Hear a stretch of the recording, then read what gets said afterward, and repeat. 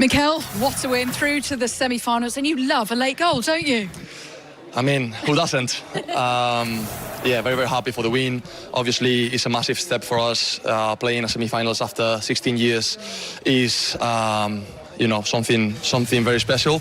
And yeah, in the personal level, I'm buzzing. Two games, 2 late goals for me. But yeah, the main thing is that the team is going to the semi-finals, and we are ready for the rest. Do you think we've seen the best from Spain yet? Hopefully not. I think this team has a very, very high ceiling, and our goal is always to improve. Today, I think we deserved a little more in terms of chances or goals because we created a lot. But yeah, we get the win, and hopefully next game we can see an even brighter Spain, and the main thing is to get the win. But yeah, let's see. Talking of the next game, are you ready to take on France? Yeah, absolutely. We came here for this, to play against the best teams in the world. We are confident in our possibilities, at the same time respecting the opposition. But yeah, one of those games that you dream of when you're a kid, and now we have the chance to compete against a massive rival. Hopefully we'll get the win. We have our first confirmed semi-final of the 2026 World Cup. That will be in Dallas on Tuesday. It's an 8 o'clock kickoff UK time. And then remember, in the other half of the draw, we are eagerly awaiting England's clash with Norway. That's live on BBC Sounds from 8:30 p.m. tomorrow. That one is a 10 o'clock kickoff. And then in the early hours of Sunday morning, it's the holders Argentina against Switzerland. It is all shaping up, even if we're not always seeing it in terms of the attacking talent.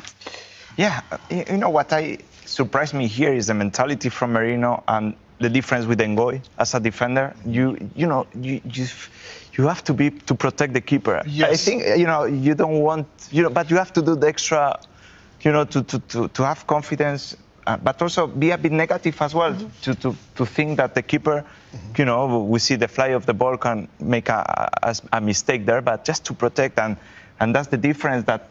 One team goes through and the other are out. We always talk, I talk about it a lot on here, is the details. And when you're, as a young defender, when you get taught, it's always follow the ball in, because you never know what could happen. Even if you've got the best goalkeeper in the world behind you, you have to follow the ball in, because this can happen, and a mistake like that, you're out the tournament. You mentioned the difference between his 2 subs. I think that was Lamin's first minutes at the tournament, wasn't it? So he needs to grow in confidence. And only his 3rd cap altogether. Moreno comes on full of confidence from the last game, and that is the difference. It just feels like he's on fire.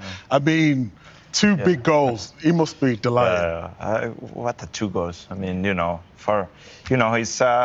coming from the academy from Osasuna, the same place as my hometown. I was coached by his father, so he had a great relationship with him and his father. So it's very nice to see a player like him, also with all the difficulties he had this season with his injury, that he was nearly out of the World Cup. So I'm very pleased. I'm very happy for him. Yeah, he posted about his injury and said at one stage he was struggling even to get up and down stairs in terms of his recovery, that he had real problems with his mental health in terms of his recovery, and then comes back and has these incredible moments for Spain. Just tell us a little bit about what you think happens to him now over the rest of the tournament. He's clearly seen by Luis de la Fuente as a finisher rather than a starter, but maybe a bit earlier than 85 minutes, do you think? Well, if he comes on and he scored the winner, I think everybody will be happy. But as I mentioned before, to have the mindset and to go after the game, to train hard, and then being left on the bench and then wait until he was the last sub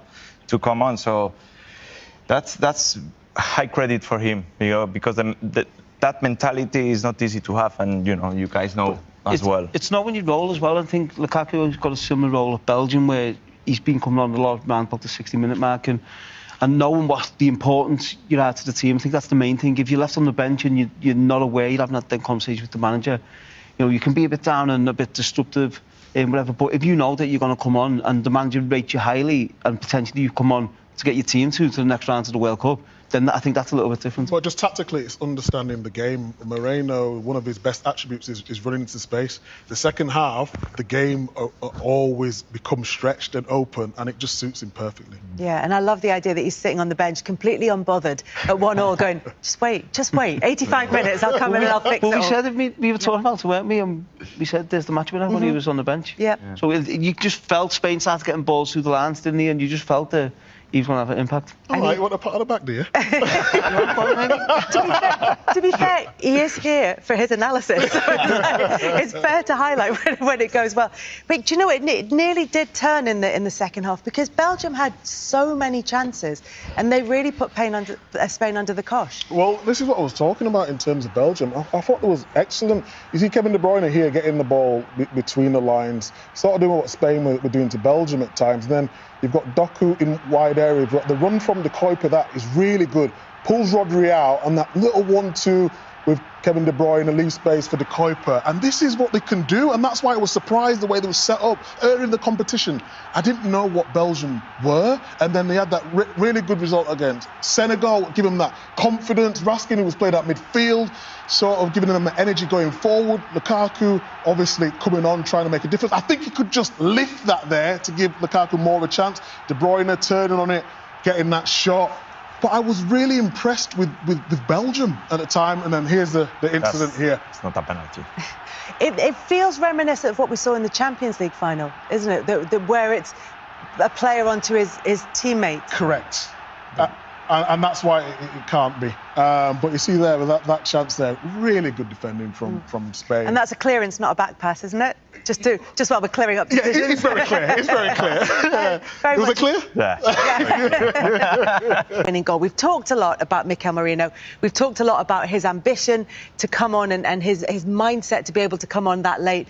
But it starts with the injury to Thibaut Courtois and having to replace him with Senna Lommans. You can see there how upset he is at having to come off. He knows that this might be his last opportunity to play in a World Cup for Belgium. And then Lommans not really warmed up into the game. Yeah, I think it's always difficult to come on any player, especially in a game of this magnitude. But when it's a goalkeeper, you're not fully warm. The running there behind. And you're just thinking, OK, what's going to happen here? Belgium in a good shape, forcing them to shoot from distance. But then he just can't get hold of it. You know, you want to see a winner from good combinations or a really good worldie.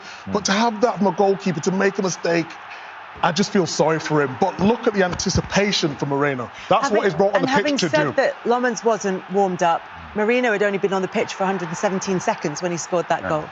Yeah, listen, it's clearly a mistake, obviously, and as much as I'd like to try and defend it, it's a mistake. But we've heard Joe Hart talk about the flight of the ball, so maybe give him a benefit of the doubt a little bit. But Merino, I think he's one of them players who he just arrives at the right time, in the right moment in big games. And this is how they celebrated in Madrid. Interestingly, because, well, at the start of this tournament, there were no Real Madrid players in the squad. Obviously, Cucurella has now signed for them, and he is a Real Madrid player. But it's a very Barca-heavy squad in there. And there is that sense of a relationship. They've played through that press well at times, but when they get into the final third, I just think they're missing that killer pass at times. There's so many times where the game's opened up and you expect them just to play the pass with pace. They've just not been doing it.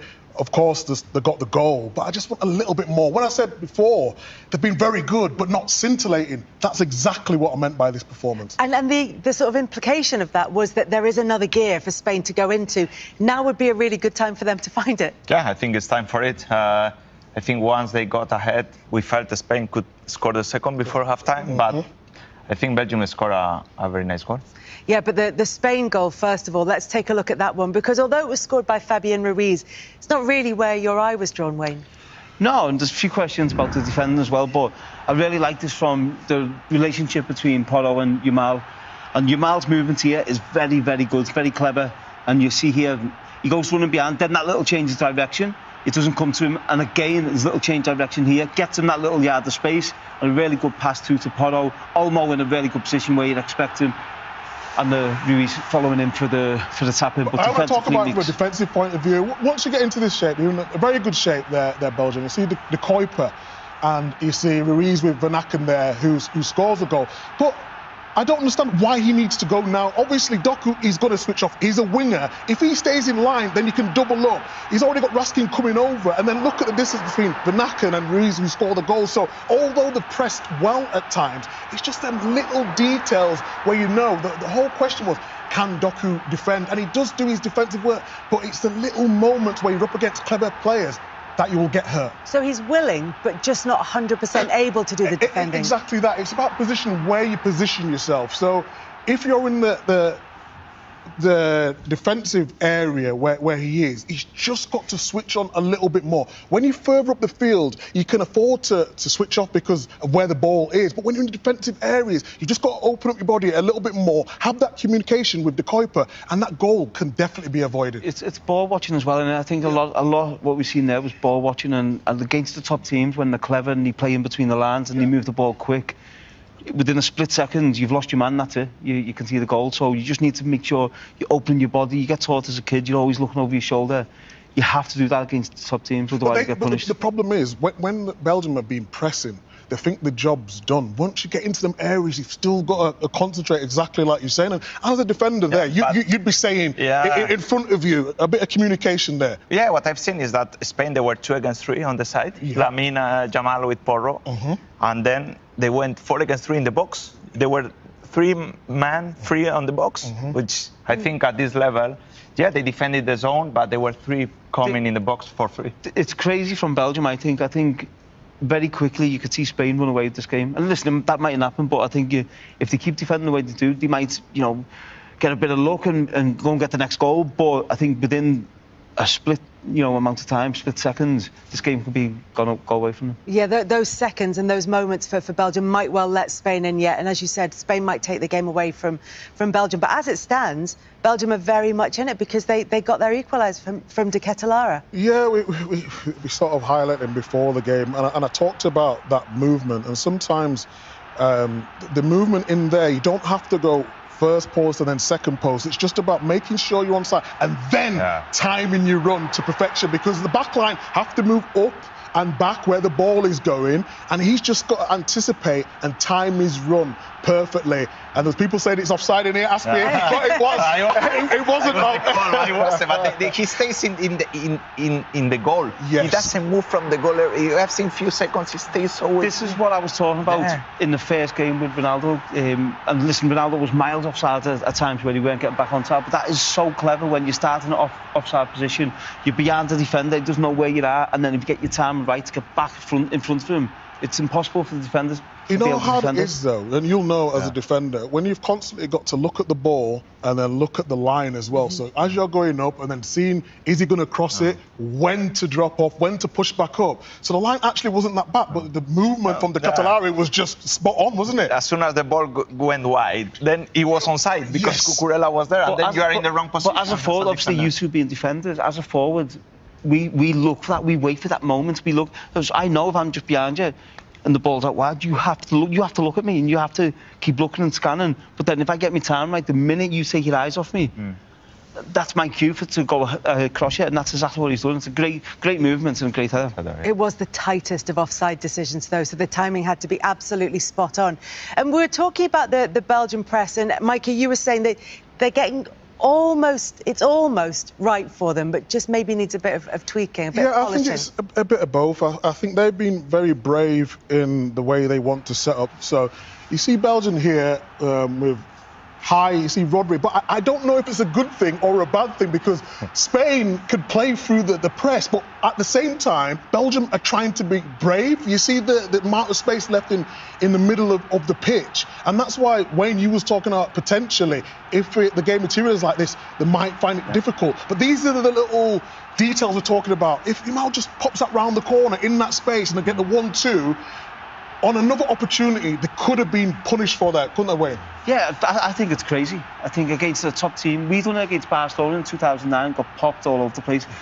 This is absolutely crazy. You leave this much space for players with this much ability and this much quality. You see what happens here with one pass to get the touch, to get out wide, and now they're running, into a dangerous territory, into their found territory. There's 1v1. If they keep doing this, I think Belgium are going to find it so difficult to get near Spain. And listen, they've got, I think, a bit of luck. I think Spain have been a dominant team, but I think they could run away from them if they keep doing this. Yeah, here in Spain, we want to play with the keeper. We want to have one extra man. So I think as a Spanish team, we want to play with that extra player, like with Simono, with the ball. So when Belgium is pressing, I think we were not so clever finding the free man. But I think once Spain they find, I think they could find a big space in behind. I think what you'll find in the second half, I think Yamal and Pedro Porro. will start, the wide men will start coming inside. Yeah. I think they'll start coming inside and leaving the two centre-backs 2v2, and then the space in the channels will be out wide. Oh, you mean Baina And Yamal will start coming inside a little bit more, and then you've got the full-backs, the forwards will run into the channels. I think Belgium will find it very difficult in the second half. Yeah, despite the fact that Doku has caused problems in places there as well. He has, and for me, this is Doku's strength. Obviously, he gets back and helps out defensively, but this is why he's in the team, because he carries the ball, he commits players, he commits defenders, midfielders, and here he gets a little bit of luck, but he allows Belgium to get up the pitch. So now you see, just by holding on to the ball, Belgium can get players forward, they can get them into Spain's half the pitch. And again, here he's in a good position defensively. Porro's ran through, now Porro and Yamal are out of position, you see him, he's sprinting forward, he's driving forward. So from Belgium defending their own penalty box, now they're in a really promising position and attacking area, so that's the reason he's in this team. That's why I thought Belgium would sort of go in that low block, so when they win the ball back, that they can have these runs. Like I said, they've been very, very brave. Maybe they wanted to be a little bit higher up, so when they get in these areas, because he's up against Rodri when Ruiz goes